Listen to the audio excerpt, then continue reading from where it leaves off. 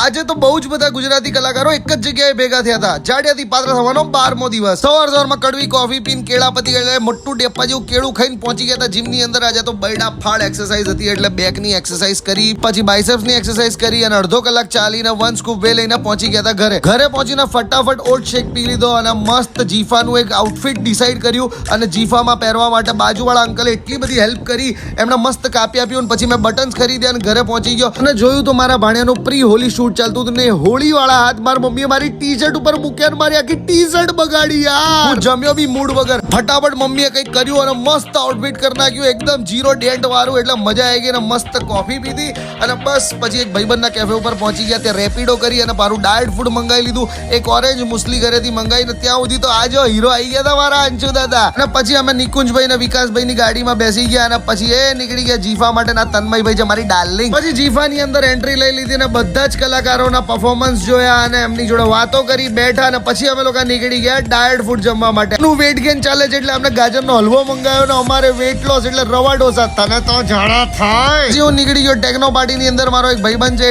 આજે પ્લે કરવાનો હતો ને બહુ મજા આવી ગઈ. અને પછી મેં મારા દોસ્ત તથાગતને લઈ લીધો ને અમે લોકો ઊનો રમ્યા. અને તમે ફોલો નથી કરતા એનું શું? દિવસ પૂરો થયો અહીંયા.